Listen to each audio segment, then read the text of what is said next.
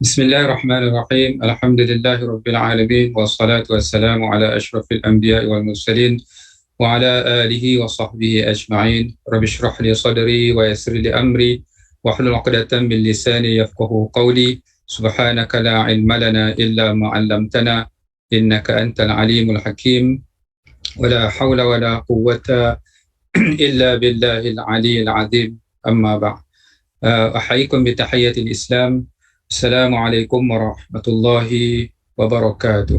Waalaikumsalam warahmatullahi Alhamdulillah, may Allah bless us all.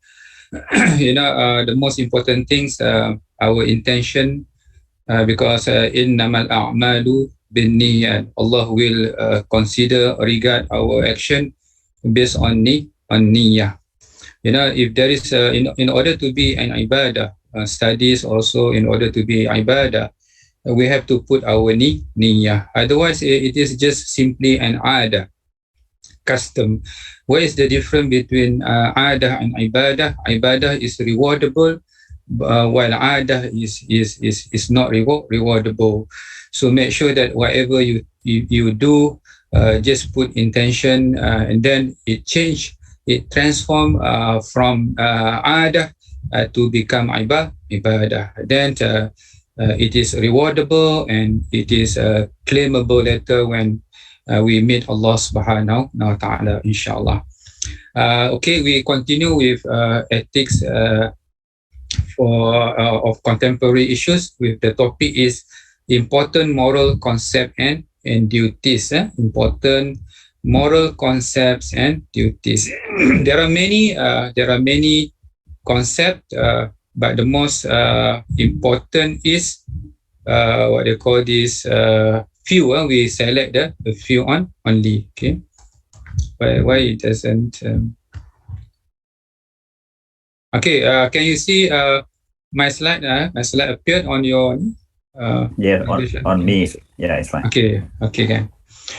Okay, the concept of amanah. So the first, what I call this, responsibilities, duties, moral concept is amanah. This is related to our appointment as a Khalifah. Allah give us an amanah. The Prophet sallallahu alaihi wasallam said, the person who does not, what I call this, this one. The person who does not keep trust has no iman, and the person who does not respect his covenant or promise has no religion. What does it mean? It means that this amanah is in line with iman. The higher the iman, the more amanah a person should be. It cannot be in Islam. Mashallah, very high iman, but when it comes to amanah, it is bad. So it will not happen in Islam. Now, the higher the iman, the higher the amanah of a person. The Prophet sallallahu alaihi wasallam also said the signs of a hypocrite, munafiq, are three. Whenever he speaks, he tells lies. What they call this? Is a hadasa kazaba. When he speaks, he lies. Iza wa'ada akhlafa. Whenever he promise, he break it. And the last one, iza tumina khana. If you trust him, if he being entrusted, he betrays. He betrays. So these are the this is the break of amanah, the breaks of amanah. So these three are the signs of munafiq. In other hadiths, the Prophet add one more qualities of munafiq, that is a khasama fajara. When he quarrels, he always goes overboard. He become extreme. And that's another quality of munafiq. Brothers and sisters, professors, we need only to have one in order to be munafiq. Let's say, for example, if we keep lying, for example, then it is enough to make us munafiq. Ustaz, how about if we have three? So if we have three, then we are called pure munafiq. Pure munafiq. One is enough. So the rest, if we have 3, then it is purely munafiq. Okay. What is amanah? So amanah, actually, it has 4 qualities. These are the 4 qualities: honesty, responsibility, sincerity, and trustworthy. Trustworthy. Honesty cannot stand alone. Honesty cannot stand alone. Honesty should stand together with responsibility, with sincerity, and trustworthy. Let's say, for example, I have a student. Why you do this? Why you are cheating? He said that, Ustad, I like cheating. So he is very honest, but we don't need that type of honesty. Like, for example, a husband cheating, husband and wife. I cheat you, and it's very good, very honest, but actually we don't need that type of honesty. Honesty should stand together with responsibility, with sincerity and trustworthy. So then, what is sincerity? So what is sincerity? Sincerity, ikhlas. We translate into Arabic, actually, from the word ikhlas. I ask many students in class, what is ikhlas? Ikhlas, this, do you agree with me or not that ikhlas is, doing something without expecting anything? So I suggest to them the definition of ikhlas. Do you agree or not that ikhlas is doing something without expecting anything? When I ask the student, mostly they agree. Ustad, we agree, Ustad, with that definition of ikhlas. I said, no, this is not ikhlas. This is a waste of time. Ikhlas is not about doing something without expecting anything. Ikhlas is doing something for the sake of Allah. If you do something without expecting anything, some people, they don't appreciate, they don't, then you get hurt. And then also, for example, when and Allah also will not reward you because you don't do because of Him. You don't do because of Him, because in order to get reward, we must do for Allah. So ikhlas is do something for Allah, lillahi ta'ala. Then, of course, even people don't appreciate you, it is okay, because Allah is already have portion for you. Then you don't get hurt, and you don't get, for example, depressed if people do not appreciate you, because for sure Allah is observing, for sure Allah is rewarding them. And that is ikhlas. Be careful. Sometimes we think that this is a universal value, but in order to be rewardable, it must be done for the sake of Allah. Then we can claim from Allah Subhanahu wa Taala. Okay, that is ikhlas. Responsibility, wajibat. Actually, there is a good, some people, they define this responsibility, meaning that you are responsible of doing something. It is from 2 words. Responsibility from 2 words. Response and able. Response plus able. What does it mean? If you are able to respond, then it is your responsibility. But if you are not able to respond, that is not your responsibility. La yukallifullah nafsan illa wus'aha. You are only obliged upon things that you are able to respond. That's one of the meaning of responsibility. So that's trustworthy. You are, meaning that you are being trusted. Okay, that's the meaning of amanah. Under it, there are 4 qualities. Okay. To fulfill responsibility is to fulfill one's responsibility to his Lord, as well as to that of human, not only humans, but all to the other creations. To be honest and sincere in doing things, and to keep deposit properly and use them according to the terms and condition of the owner. The antonyms of amanah is khiyana. Baik. The aspect of amanah, there are here mentioned. Actually, there are many, but we can summarized into these aspects of amanah. Amanah of vicegerency, amanah of taklif as Khalifah, amanah of family, towards deposit, towards secrets, work, public office, and wealth and ability. I think we go a little bit fast because these are all just to remind. I think all of us mostly know about all these.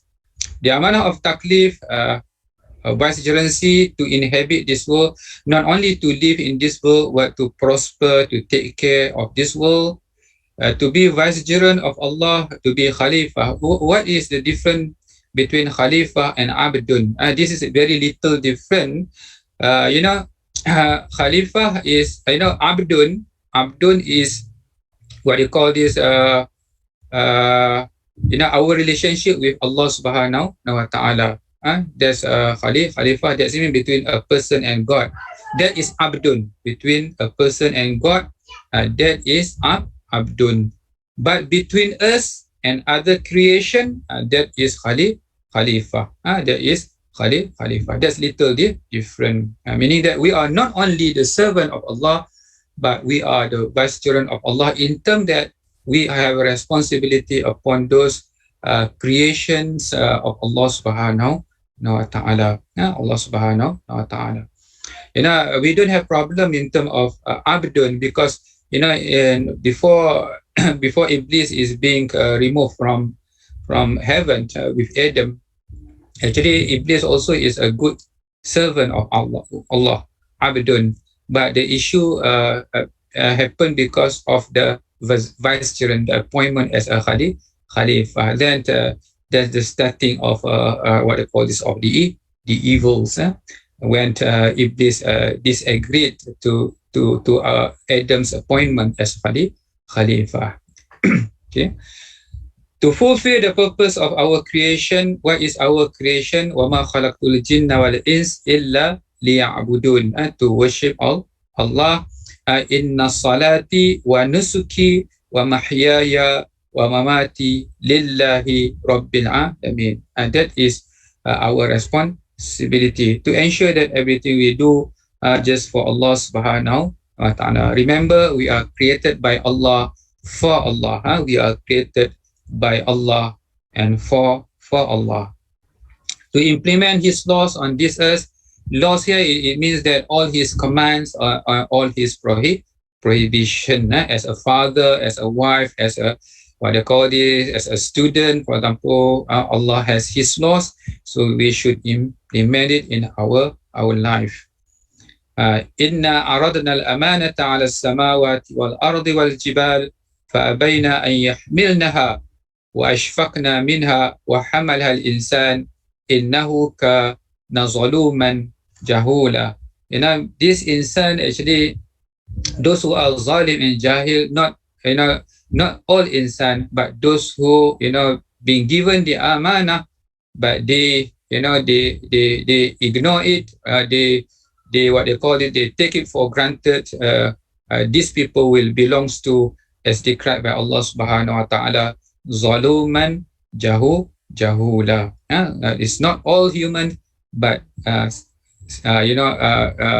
those category of insan, those category of insans. Okay.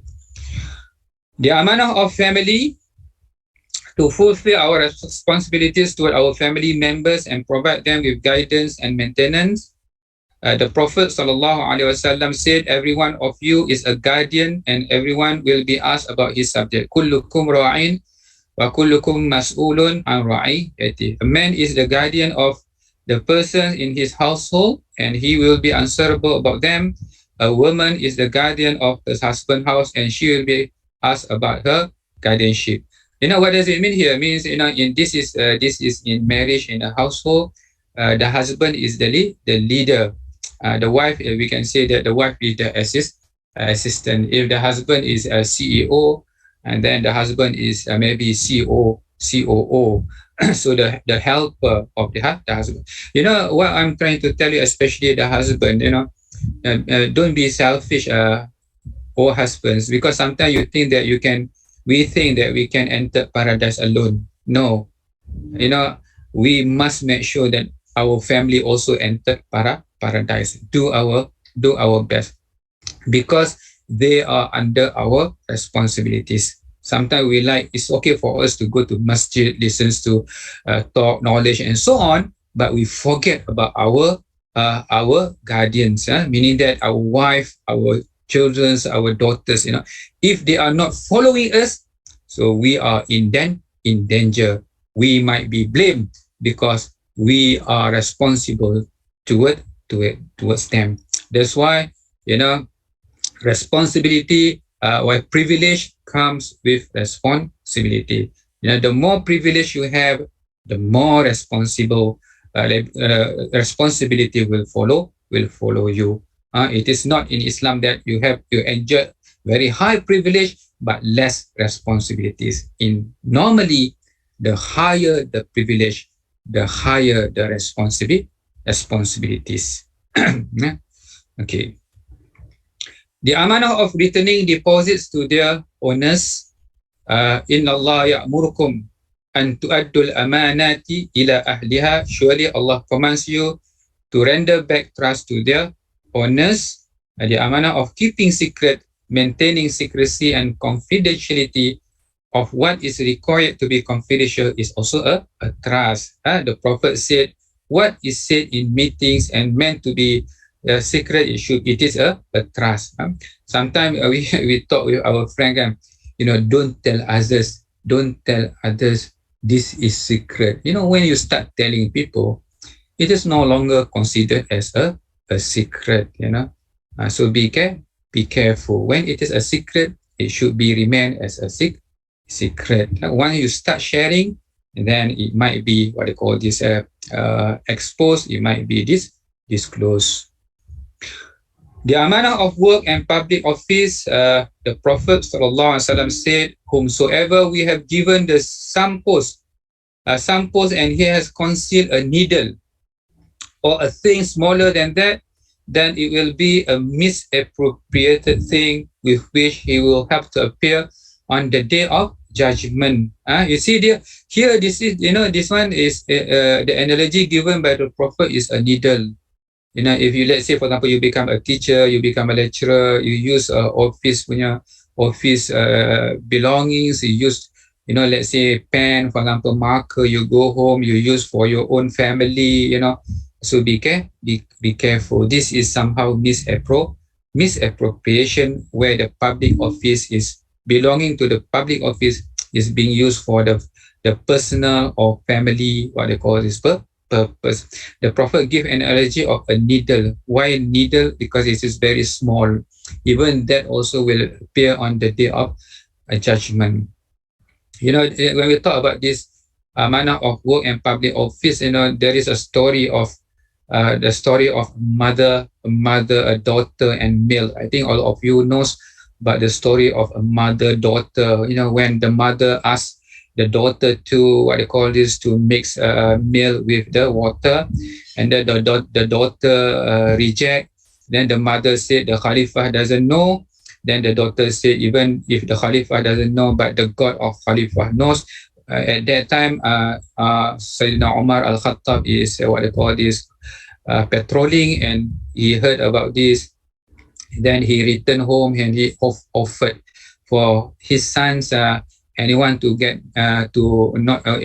to get married? I have a candidate. At the end, one of his son got married with the daughter. And then from this story of a daughter, mother, and male comes the story of a husband, wife, and candle or the lamp. So what is the story? The story of, when this daughter got married with the son of Umar al-Khattab, then comes the grandchild of Umar al-Khattab, that is Umar Abdul Aziz. And when he became Khalifa, he was at the office, comes the wife, and then they talk, and then the Umar Abdul Aziz asked to the wife, are we going to talk about personal or public? So it is personal. Then Umar light of the lamp or the candle, because this candle and lights are being funded by the public money. So that's how amanah the leaders is. That's why Omar Abdul Aziz ruled very short, I mean 2 years and a half, but at his time nobody deserves zakat. Nobody deserves zakat. Because what? Because he take care all this amanah properly. What should be given the priority, he stress it on that. Okay, that's the story of amanah of work and public office that we can emulate in our life. Okay, the amanah of wealth and abilities. The Prophet ﷺ said, before the end of the day of judgment, everyone will be questioned about the following. So in what did he spend in his life? This is about his umur. How long your umur is, the longer, meaning the more question that we need to answer. What did he do with his knowledge? His knowledge will be questioned also. The more you study, the more you know, then the more question that you need to answer. Knowledge can become, asset for us to paradise, and knowledge also can become, the one that will testify against us, that throw us into the hell. It depends on how we use the knowledge. From where did, and then on wealth, from where did he get his wealth, and what did he spend it, and in what did he use his abilities, physical and mental faculties. Then until this question be answered and be what they call this hisab, then we will stay, and we cannot move. So be careful, meaning that life is an amanah. Life is a responsibility. So make sure that we benefit it, we appreciate it, we use it in a proper way. Okay. Next. Okay, that's about amanah. Because the time is limited, so that's, I think, enough for us to know briefly about what amanah is. Now we comes to the second concept, that is adil. Adil. So adil. What is adil?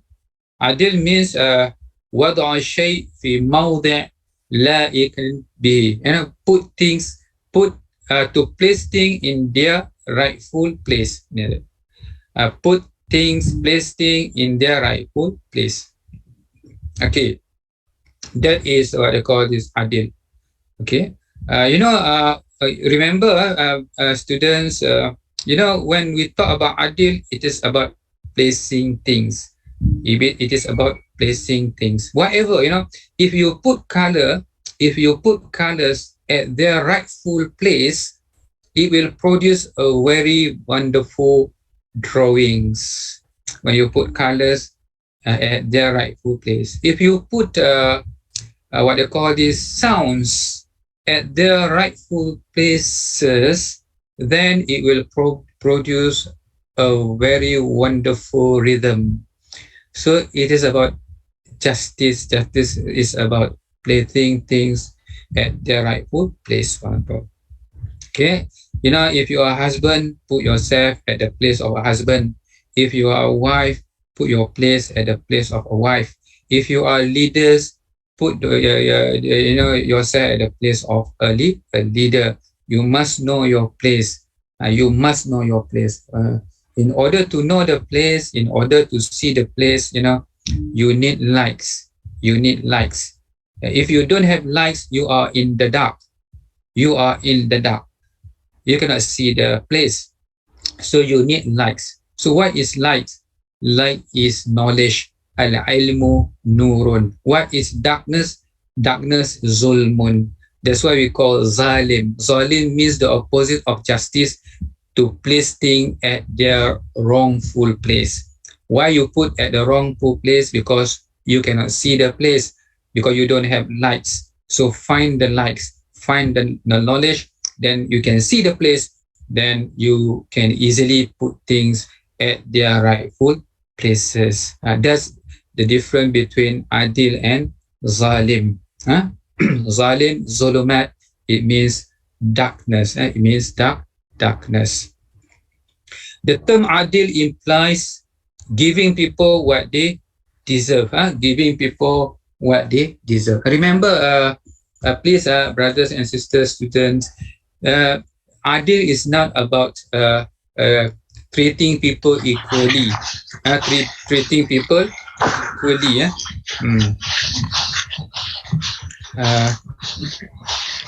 There are some noise. Pada Syahran. Okay. Sorry. Remember, brothers and sisters, friends, colleagues, adil is not about being equal. Sometimes by being equal, we commit zalim. Adil is about giving people what they deserve. Example, if you have there is one person, he got married two wife, and then the first wife have 5 children. The new wife is just got married, and this first wife is with 5 children, long life already. So he said, Ustad, I'm adil, Ustad. I give to both of my wife one house each. For my first wife, one house. For my second wife, one house. And both the price is 1 million, Ustad. 1 million house price for my first wife, and then the second also 1 million. Am I adil, Ustad? No, you are zalim. You are zalim. How could you treat them equally? For example, this one with 5 children, and this one the newcomers, for example, and then how could you treat them equally? Remember, brothers and sisters, adil is not about equal. Adil is about give what people deserve. In class, for example, in my class, for example, Ustad, why you don't give us all A? Give A, Ustad. No problem, Ustad. No. If I give all of you A's, I do zalim. Some people work harder. Some people very lazy. How could you give all of them A? You should get what you deserve. Then it is adil. Otherwise, it is zalim. That's we must understand. Impartiality means don't take a sided, don't be biased. Saying the truth, meaning that if it is no, say no. If it is yes, say yes. Don't say yes. Remember, don't say yes just to please others. We it is very difficult for us to say no. Can you help me? Doing this? Yes, can. At the end, after they put the hook, then we say no. You break a lot of. If you say no from the very beginning, people can find the alternative. But already you said yes. Then people trust you. People put the hook. When the time, the due date comes, then you say no. What are the damage we have been doing, for example? If it is no, say no. If it is yes, say yes. Then you do justice to the truth or to the words. Avoid oppressing others and avoid bias and prejudice. Meaning that actually every day we it's not necessarily in order to be judged and in order to give the hukum. If we are parents, mothers and father, almost every day we become the judge. When the quarrel between the elders and the youngest, the elders always lost the case. Always lost. We always win. Make the youngest win. Even though they are not all supposed to win.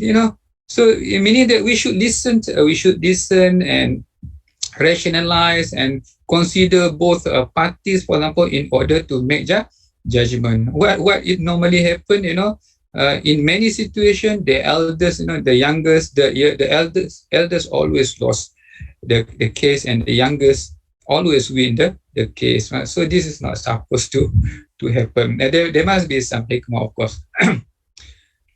And then what I call is the last one. With that, this one. Being balanced in one views and judgment. Okay, let's me go. Form of justice. These are the form of justice. I think we cannot go into details about this. Judging between people, especially in law, in legal field, for example, between judge, prosecutors, and lawyers, saying, as I did tell you, if it is true, say true. Say, "Qulil haq." The Prophet says, "Qulil haq walau kana murran." Say the truth, even it is bitter. And state of mind, way of thinking, meaning that before you do things, you consider all the consequences. Before you do things, you speak whatever, consider first in your mind, and then after full consideration, then you can speak. Meaning that what I'm trying to tell you, akal first, then mouth or tongue later. What happened to us? The tongue comes first, the mind comes later. So the damage already done, then you say sorry. No, it's not that simple, brothers and sisters. You already break the heart. You already destroyed the, what they call this, the hope, and for example, the will of a person. And don't simply say sorry. Of course, you have no choice to say sorry, but I want to stress here, akal first, and then tongues, not the tongue first, then akal, and then akal. It is like the tailor, the tailor, before you cut the cloth, make sure that the measures are complete in the minds, because once you cut, sometimes you have to throw the clothes. The same thing with our words. The same thing with our words. And then way of treating people, meaning that don't do zalim to them. But the best, the most important about justice is justice in oneself. What does it mean by justice in oneself? Not to oneself, brothers and sisters, not justice to oneself. What I'm talking about, justice in oneself, within oneself. In ourselves, there is akal and nafs. Akal and nafs. Justice is when akal control the nafs, and the nafs submit to akal. Akal control the desire, and the desire submits to akal. That is adil. When the adil happen inside, then it is automatically manifested outside. Zalim is when the desire control the akal, and the akal submits to the desire. This is zalim. When this happen, it will happen outside, because the outside is the manifestation of the inside. That's the most important before we talk about other form of justice in ourselves. Okay, we proceed. Time is running. So these are the example. You can go on your own. Justice in judging between people, justice in saying even with our enemies, justice in treating people to avoid oppressing others and abusing their right. Okay, this is just by readings you can go through, and then this is justice. If you have many children, you have to treat them justly. Don't be biased. Don't be biased. The consequence is very disastrous. The consequence is very disastrous. Okay, justice to wife and husband. If you get married more than one wife, so treat them with justice. And justice is weighing and measuring, put things at the right place. And justice as state of mind, way of thinking, to be moderate and balanced in our views, especially in making judgment on things and people. Okay, these are all you can go through. The cause of injustice and requirement of injustice. Cause of injustice is hatred. Sometimes hate will control our emotions. Hate will make us irrational. Love and favor also sometimes it make us irrational, and self-interest and greed also, and actually the basic, the foundation of all this is ignorance, jahil. So these are the cause of injustice. Zalim, ignorance, because you don't have knowledge, then you have to seek knowledge.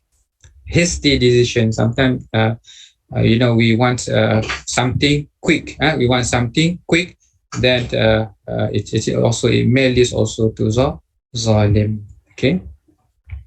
Injustice leads to bankruptcy. Bankruptcy, what does it mean? It means that you wake up at night, you perform ibadah, at the end all your ibadah is given to people because you do zalim to others.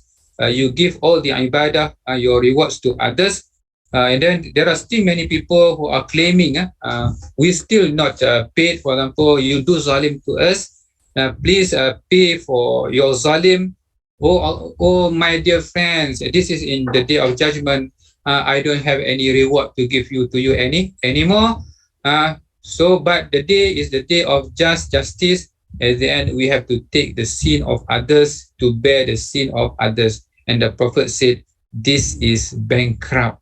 This is bankrupt. My dear brothers and sisters, even our ibadah is little, as long as it is remain with us, that is wonderful. Rather than a lot of rewards, at the same time we commit zalim, and all our reward will be confiscated, will be given to others. At the end, we have to bear the sin of others. What is this? This is bankrupt. This is a waste of time. This is a waste of time. Okay, you can read about this. I just take the essence, the theme of the hadith. Before we go to the concept of khair and bir, khair or bir, and ismun or shar. Okay, these are a few. This one very, very brief, just to highlight a few things. Al-birru, al-khairu, al-ma'ruf, we can say also ma'ruf, virtues, rightness, goodness, and benevolence. Al-ismu, al-sharru, or al-munkar. The Prophet ﷺ said, al-birru is what the soul is pleased with, and sin is what kindles doubt in yourself, and indecision in your chest when you give your decision. My dear brothers and sisters, actually ma'ruf, I want to tell, based on this hadith, al-birru, meaning that you are comfortable with, your soul are comfortable with, because al-ma'ruf actually from the word arafa. Normally we say ma'ruf is good. Actually, the word ma'ruf it doesn't mean literally good. It means arafa. Arafa means what? No. Ma'ruf means known. It is known. Why it is known? Because it is known to our fitrah. It is known to our fitrah. Because our fitrah is good, then all these good qualities are known to our fitrah. When, let's say for example, when a person that comes to your house, what is your feeling?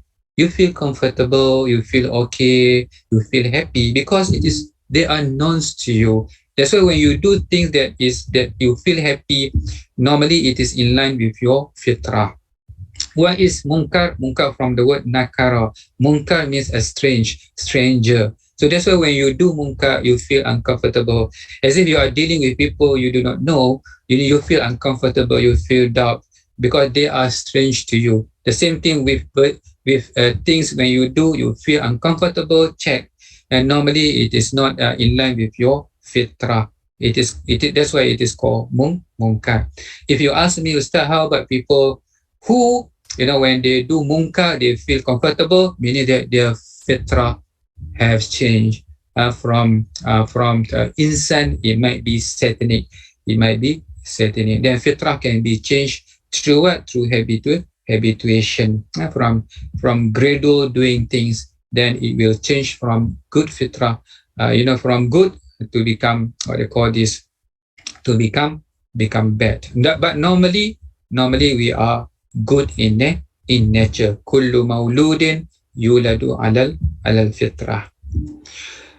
A virtue from an Islamic perspective can be defined as belief, act, or saying that is useful and beneficial to mankind.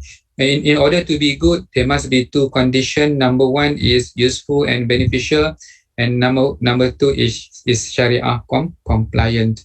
Sharia compliant. If it is good but not Sharia compliant, sorry, it is not good. It is not good. For example, riba. Riba is good for bank community, but it is not Sharia compliant, so it is not good then. Virtues in Islam can be classified under the following categories. So I skip this. We'll go direct to sins. What is sin? The sin seem like good. It has two conditions. The sin or the bad, ashar, has also two conditions. Number one, it is harmful, and number two, it is against Sharia, not Sharia compliant. So these are the two conditions. The two conditions in order to be what they call this, to be vice or sin. Okay. The most important, it must be in line with Shara, because at the end Shara will determine. Shara will determine, because our akal, can we depend on akal? Can, but very limited. It shouldn't contradict with Shara. It shouldn't contradict with Shara. So if it contradict with Shara, Shara should be the priority. Okay. And then we go to the last. I skip go to the last, what they call these duties, which is al-amru bil ma'ruf wa nahi 'anil munkar, enjoining good and forbidding evil. This is very popular ayah. Kuntum khairu ummatin ukhrijat lin-nas ta'muruna bil ma'ruf wa tanhauna 'anil munkar wa tu'minuna billah. So there here Allah lists, in order to be what they call this, the best ummah, we must have these qualities. What are those qualities? Number one, ta'muruna bil ma'ruf. We must command the good, enjoin the good. Wa tanhauna 'anil munkar. We must forbid the wrong. Is it enough? No, it is not enough. And the third one that will validate the first two are we must believe in Allah. Some countries, in terms of amar ma'ruf and nahi munkar, is wonderful, but they don't fulfill the third condition, which is tu'minuna billah. So actually that's will in terms of, in the eyes of Allah subhanahu wa ta'ala, we must believe in Allah subhanahu wa ta'ala. Okay, what is al-amru? Al-amru is to invite, to encourage, to promote, to spread, to command, to enforce. Al-ma'ruf is acceptable. Okay, al-amru bil ma'ruf, inviting people to do goodness and spreading and promoting virtues. So, an-nahyu 'anil munkar, nahyu, to discourage, to advise, not to do, and to prevent and to prohibit. Al-munkar is not only disagreeable, but actually munkar is something that is prohibited, evil or vice. An-nahyu 'anil munkar, to discourage, advise not to do. So this one you can, to prevent the evil. So this one. What are the means and ways? There are many ways. By model, this is the best one. The Prophet mostly, do da'wah by model. Very rare the Prophet give lectures, but mostly people become attracted to Islam by looking at the character of the Prophet Muhammad sallallahu alaihi wasallam, verbal, by words, by writings, and by media.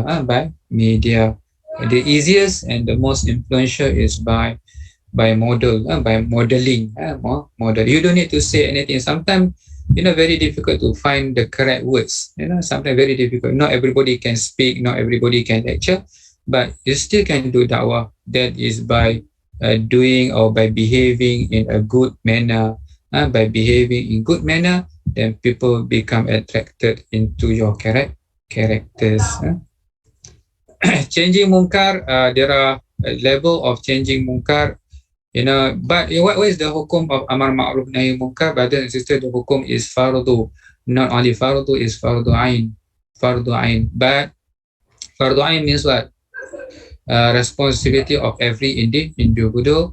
but it depends on your abilities. If you are able to do by hand, do it by hand, that's the highest rank.